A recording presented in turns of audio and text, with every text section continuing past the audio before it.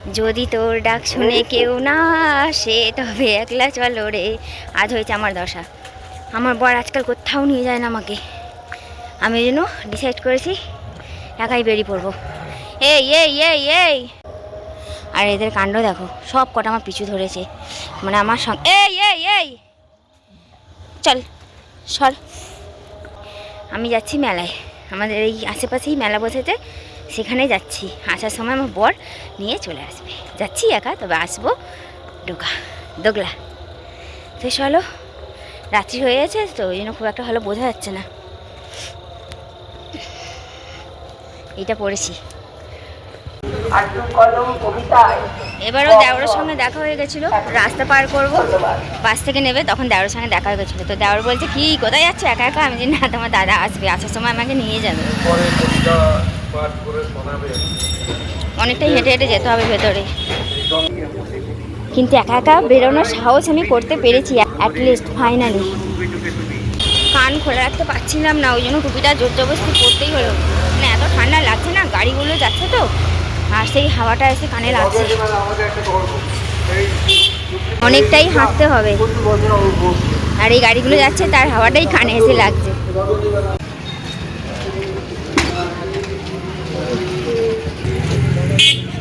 তো পুরো মেলা ফাঁকা, তবে এই জাস্ট মেলার দোকান খুলছে, সব খোলেও নি, অর্ধেক খুলেছে অর্ধেক খুলেনি।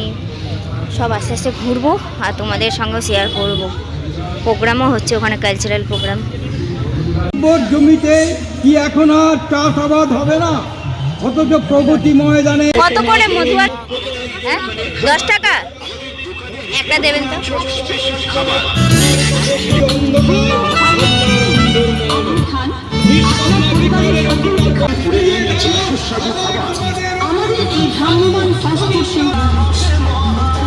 আমি একা একা কখনো এরকম বেরোইনি, লাইফে ফার্স্ট, আবার তার উপরে ব্লগ করতে হচ্ছে, ভাবতে পারছো?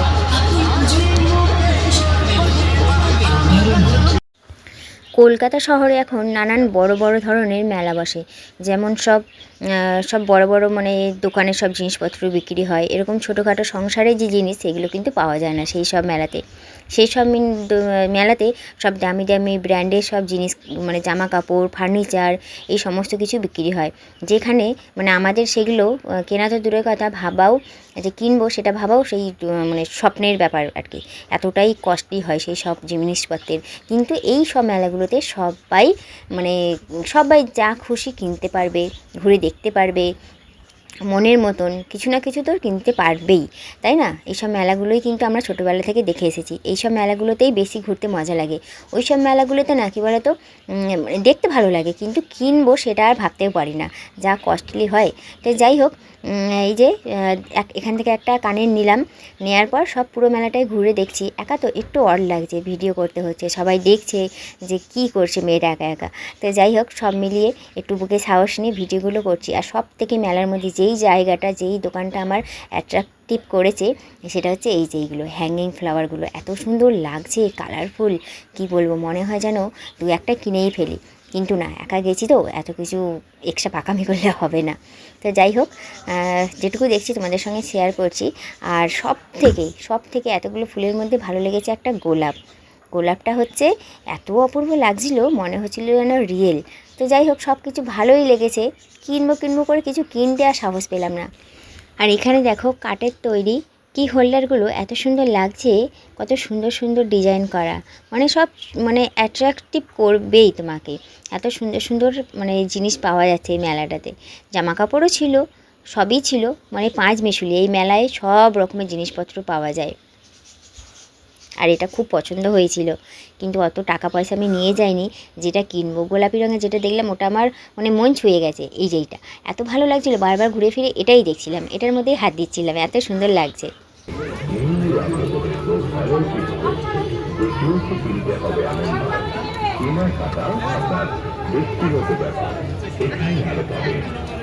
তা আমি মধুরকে খেয়েছিলাম, আর নিচ্ছি 1 প্লেট মোমো নিচ্ছি, এটাই খাবো যতক্ষণ বর না আসে। মোমোটা খাই, খাওয়ার পর মেলা তো ঘোরা হয়েই গেছে, ওখানে যাব, প্রোগ্রাম দেখবো। তো এই 1 প্লেট নিয়ে নিয়েছি, ব্যাস।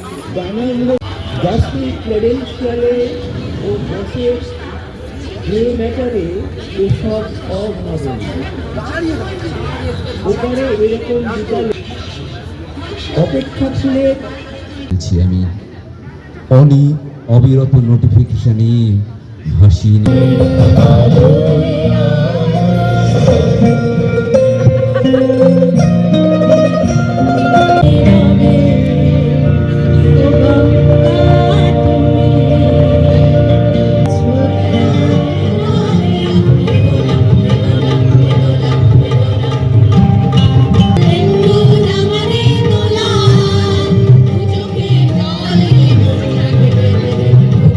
বন্ধুরা, তোমাদের বলে রাখি, এই যে পারফর্মটা তোমরা দেখছো এ কিন্তু স্পেশাল চাইল্ড হওয়ার পর এত সুন্দর একটা পারফর্ম করেছে, যেটা মানে মেলার পুরো ভিড়টাকে ওইখানে টেনে এনেছে।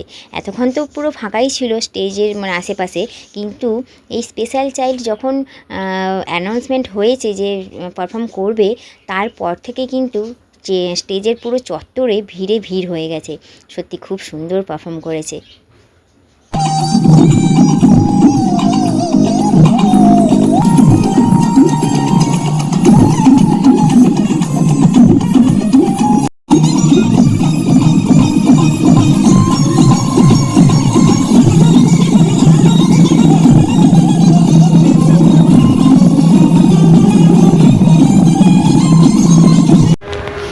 ভীষণ ঠান্ডা লাগছে, এত কষ্ট হচ্ছে না,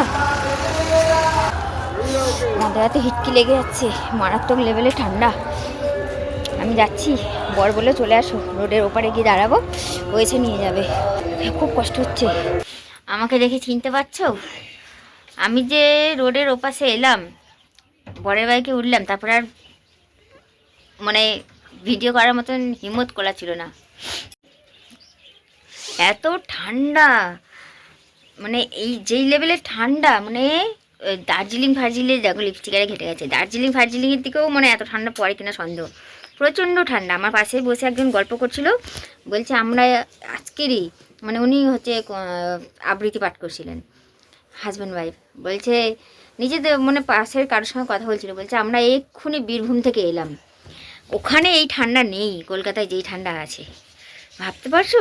ওখানে সব থেকে বেশি ঠান্ডা পড়ে, অথচ বলছে ওইখানে এই ঠান্ডাটা নেই। তো যাই হোক, বর এইটা খুলে দিল মাথা থেকে, হ্যান্ড গ্লাভস দিল, হ্যান্ড গ্লাভস আরে পরে তারপর আমি মানে জানে প্রাণ পেলাম। তো যাই হোক, এখন ওই ড্রেস আরে চেঞ্জ করে ভাত বসাবো, আর ওই একটু বড়া ঠড়া কিছু করব। তো চলো, মেলায় তেমন কিছু কিনে আনিনি, খেয়েইছি, আমি ঘুরেইছি। এনেছি দুটো জিনিস এনেছি, আমার একটা কানের আর ওদের মায়ের জন্য আর ওর জন্য একটা এনেছি, মথুরা কেক। এই যে এর মধ্যে মথুরা কেক এনেছি, আর এর মধ্যে একটা কানের কিনেছি আমি। তোমাদের যেটা দেখিয়েছিলাম মেলাতে হাতে তুলে, ওইটাই কিনেছি। এই যে বেশি না, 30 টাকায় নিয়েছে। ডায়মন্ডটা বেশ চকচক করছে, হিজের মতন দেখতে পেয়েছে। এই দেখো, মাকে আগে যে ও মা এই খান, এটাকে কি বলে বলুন তো? মথুরা কেক বলে। এখানেই বানিয়েছি, মথুরা থেকে কেন আসবে? এটা তেলেই ভাজা, গরম কিনেছিলাম না, ঠান্ডা হয়ে গেছে। যা ঠান্ডা, কামড় দিন। হ্যাঁ, আর খেয়েছি, আপনি খান আগে, কামড় দিন। মিষ্টিই তো হবে, গরম ভালো লাগে, ঠান্ডা হয়ে গেছে। গরম হলে না আরও সুন্দর লাগে খেতে, এবার ভেজে দেয়, বুঝলেন। ঘড়ির কাটা 9টার ঘরে। এই যে বাবাও চলে এসেছে কাছ থেকে, আর এসেছে দুটো সঙ্গী, ওই যে ওরাও এসেছে বাবার পিছু। তো চলো না, ঘড়ি কাটা 9:20 হয়ে গেছে অবশ্য। ভাত বসিয়ে দিয়েছি অনেকক্ষণ আগেই, ভাত ফুটছে। আর এদিকে করে নিয়েছি একটু চপ বানাবো, চপ মতো মানে ভেজিটেবিল চপ মতো বানাবো। সকালবেলায় বিট গাজরের রস খাই, তো ওইটাই রেখে দিয়েছিলাম ওই ছেঁকে। আর মধ্যে আলু দিয়েছি, ধনেপাতা দিয়েছি, কাঁচা লঙ্কা দিয়েছি, আর এই যে টোস্ট ছিল, টোস্টটা করে নিয়েছি। দেখি কেমনভাবে করা যায়। বাবাকে চা করে দিয়েছি। এবার এইটা নিয়ে পড়া যাক, দেখি কীভাবে বানানো যায়, ছেড়ে যায় নাকি থাকে, কিচ্ছু বুঝতে পারছি না। বাইন্ডিংয়ের জন্য এর মধ্যে তেমন কিছু দিইনি, ওই জন্যই ভয়টা লাগছে যে থাকবে তো নাকি ছেড়ে চলে যাবে সব ছন্ন ছাড়া হয়ে। দেখা যাক কী হয়। ছেড়ে গেলে অন্যরকম অপশান করে নেবো, আবার কি আছে। প্রথমে একটাই করে দেখি, তারপরে বাকিগুলো দেবো। আজকে ওবেলা রান্না হয়েছিল মোরলা মাছ দিয়ে আলু দিয়ে সিম দিয়ে ঝোল, ওইটাই গরম করছি। আর এই যে তোমাদের যেমন বড়া দেখেছিলাম ওরকম হয়নি, লাস্টে আবার বেসন গুলে করতে হয়েছে জানো, এটাই ভালো হয়েছে, ওটা ভেঙে একদম ডালা পাকিয়ে গেছিল। আর না না তো চলো, গরম ভাতে ঘি দেওয়া হয়ে গেল, এবার তোমাদের যা তরকারি দেখালাম ওই তরকারি দিয়ে চপ দিয়ে খাওয়া হয়ে গেল। এই যে চপ পড়ে গেছে, চপ আমি করতে চাইছিলাম ভেজিটেবিলের মতন, আর সব পাখি জড়ো হয়ে গেছে, কোনো বাইন্ডিং নেই তো কী করে হবে, শুধু আলুর, আর ওই জন্য আমার বেসন দিয়ে চুড়িয়ে করে দিয়েছি। এই যে মোরলা মাছ আলু দিয়ে সিম দিয়ে ঝোল। চলো বাবা, তারপরে আমরা নিচ্ছি। বাবা কোথায় বসে ফোন নিচে বসবো, টিভি বসে দেখতে পড়ে যা, ভালো। বসো। তরকারি আনি আমরা, এটা খেয়ে দেখি আগে কেমন। এত তরকারি আমি খেতে পারবো না, ঘি রয়েছে, এটা রয়েছে, আবার এত তরকারি। আমাদের খাওয়া হয়ে গেছে, আর এই যে আমার মেয়ে এসেছে, আর এই তো আমাদের ঘরেই থাকে, দিয়ে দিয়েছি খেতে। খেতে বাড়ি চলে যাবি কেমন?